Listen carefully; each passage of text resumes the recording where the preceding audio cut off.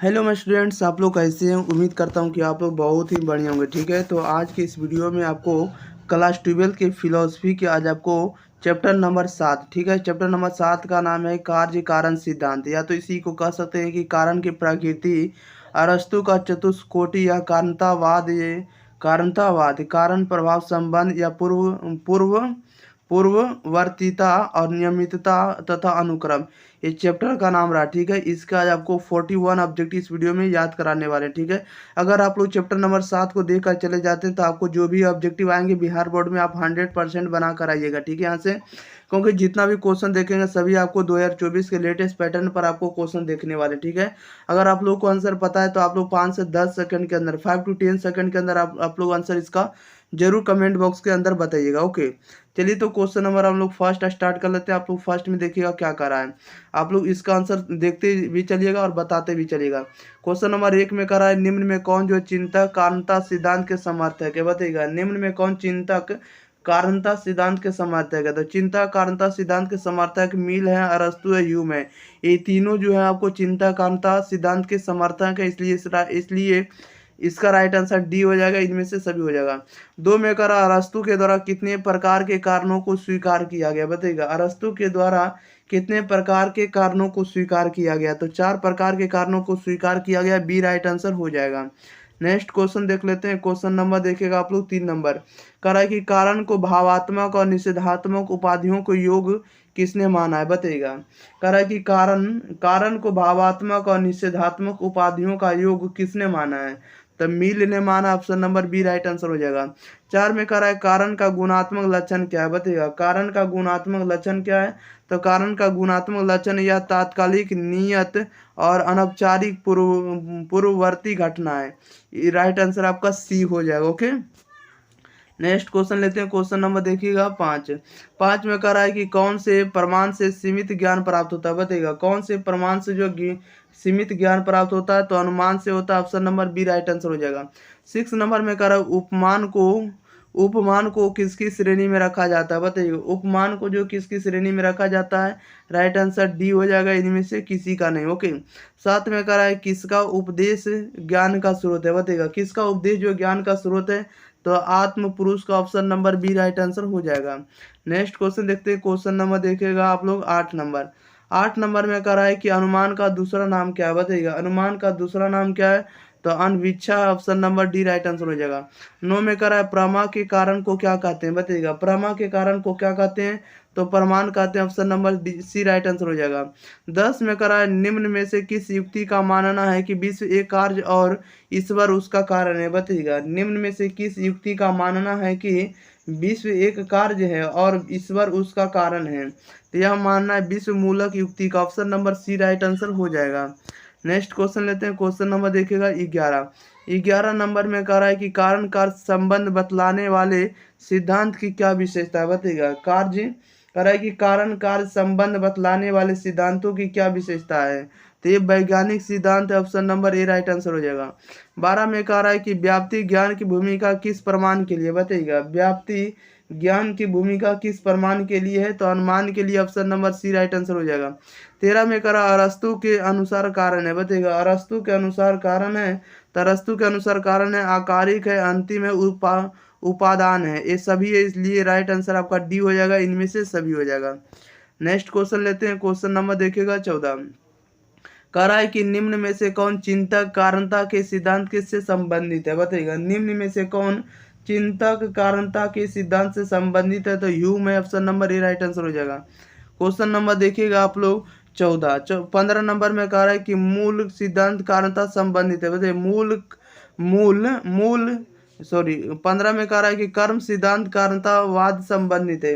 ये किससे संबंधित है, इसलिए राइट आंसर बताइएगा। ऑप्शन नंबर इसका सी हो जाएगा। नैतिक से संबंधित है। किससे संबंधित है, नैतिक से संबंधित है। ठीक है, देखिएगा। इसलिए देखिए क्वेश्चन नंबर 14 का आंसर जो होगा आपको और चिंता कारणता सिद्धांत से संबंधित है, आपको ह्यूम भी लगाइएगा, मिल भी लगाइएगा, अरस्तु भी, तीनों है। इसलिए राइट आंसर ऑप्शन नंबर इसका डी लगाइएगा। इनमें से सभी, ठीक है। ये तीनों जो है आपको चिंता कारणता सिद्धांत से संबंधित है। राइट आंसर डी हो जाएगा। नेक्स्ट क्वेश्चन लेते हैं। क्वेश्चन नंबर देखिएगा आप लोग अगले क्वेश्चन नंबर आप लोगों के बीच कितना नंबर है, तो 16 नंबर आप लोग का आंसर बताना है। ठीक है, क्वेश्चन नंबर 16 में देखिए क्या करा है, कह रहा है कि सत्कार्यवाद के रूप में है, बताइएगा सत्कार्यवाद के रूप में, सत्कार्यवाद के रूप में कौन है, तब भी विवर्तवाद है, option number B right answer हो जाएगा।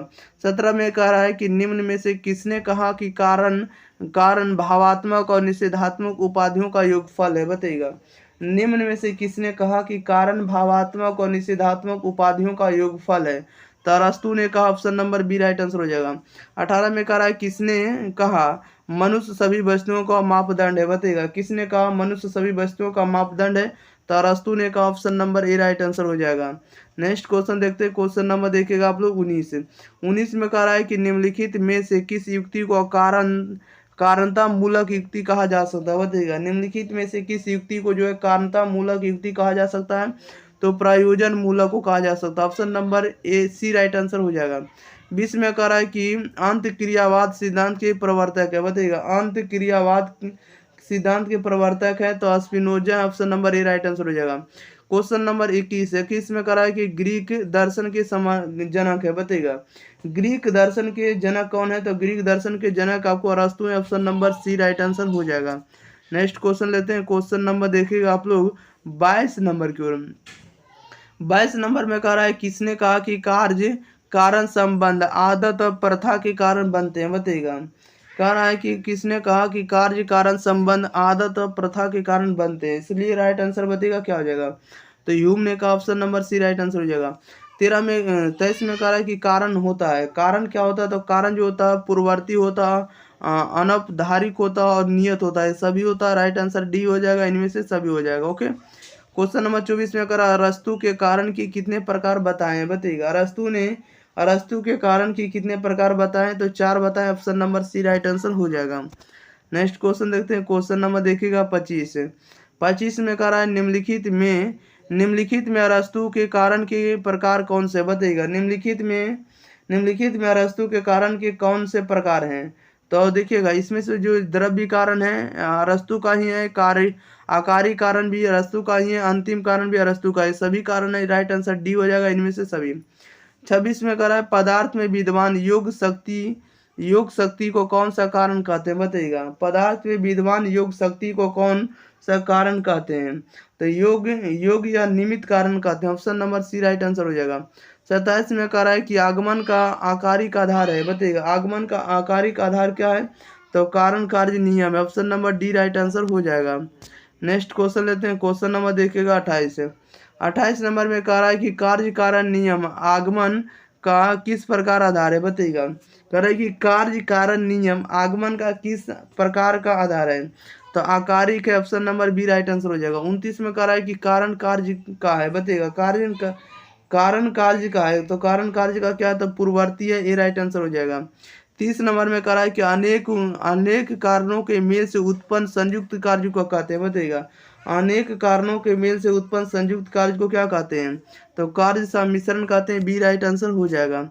नेक्स्ट क्वेश्चन ले लेते हैं, क्वेश्चन नंबर देखिएगा 31।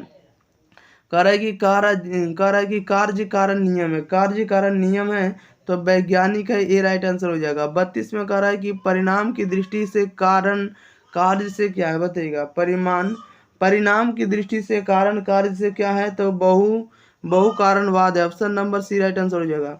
33 में कह रहा है कि पदार्थ सिद्धांत संबंधित है, पदार्थ सिद्धांत जो है संबंधित है, तो न्याय दर्शन से, ऑप्शन नंबर ए राइट आंसर हो जाएगा। नेक्स्ट क्वेश्चन देखते हैं, क्वेश्चन नंबर देखिएगा आप लोग 34 नंबर की ओर। 34 नंबर देखिएगा क्या कर रहा है, 34 नंबर बहुत ही आसान क्वेश्चन है, कह रहा है कि कारण होता है, तो कारण जो होता है अनौपचारिक होता है, पूर्ववर्ती होता है, नियत होता है, ए राइट आंसर हो जाएगा, डी हो जाएगा उपरोक्त सभी।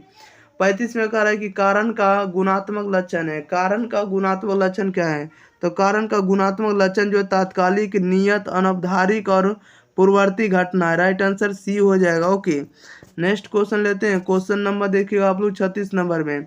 36 नंबर में कह रहा है कि बहु कारणवाद का अर्थ है, बहु कारणवाद का अर्थ क्या है, बताइएगा बहु कारणवाद का अर्थ क्या होगा, तो एक घटना के भिन्न समय में भिन्न कारण होना, option number D right answer हो जाएगा। 37 में कह रहा है कि कारण की सही परिभाषा क्या है, बताइएगा कारण की सही परिभाषा क्या, तो कारण की सही परिभाषा है कारण एक नियत, अनौपचारिक एवं तात्कालिक पूर्ववर्ती घटना, ऑप्शन नंबर इसका बिल्कुल ही डी सही जवाब हो जाएगा। नेक्स्ट क्वेश्चन ले लेते हैं। क्वेश्चन नंबर देखिएगा 38। 38 नंबर में कह रहा है कि कारण क्या है, बताइएगा। कारण जो है क्या है, तो कारण एक प्रकार का भावात्मक एवं निषेधात्मक स्थितियों का योग होता है। 39 नंबर में कह रहा है किसी कार्य की उत्पत्ति में कौन अनिवार्य है, बताइएगा। किसी कार्य की उत्पत्ति में कौन अनिवार्य है, तो भावात्मक उपाधियों की स्थिति उपस्थिति। Option number B right answer हो जाएगा।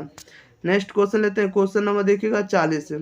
40 नंबर में कह रहा है कि सही कथन क्या है, बताइएगा। सही कथन क्या, तो सही कथन जो है कभी पूर्ववर्ती है तो कभी अनुवर्ती। Option number B right answer हो जाएगा। 41 में कह रहा है मील के अनुसार कारण है। मील के अनुसार जो कारण क्या है, राइट आंसर बताइएगा क्या हो जाएगा। तो मील के अनुसार कारण जो होता है भावात्मक एवं निषेधात्मक उपाधियों का योग होता है। ऑप्शन नंबर इसका बिल्कुल ही सी सही जवाब हो जाएगा। चलिए, तो इस वीडियो में आपको 41 ऑब्जेक्टिव था, 41 के 41 ऑब्जेक्टिव हम कंप्लीट कर दिए, ठीक है। तो आप लोगों का काम रहेगा कि वीडियो को आप लोगों को शेयर कर देना, ठीक है। और अगर आप लोग चैनल को सब्सक्राइब नहीं किए हैं तो चैनल को भी आप लोग को सब्सक्राइब कर देना, ठीक है। आप लोग ज़्यादा से ज़्यादा इस वीडियो को शेयर करिए, चैनल को सब्सक्राइब करिए। मिलते हैं हम लोग इसी के साथ अगले वीडियो के साथ, तब तक के लिए thank you for watching this video. धन्यवाद।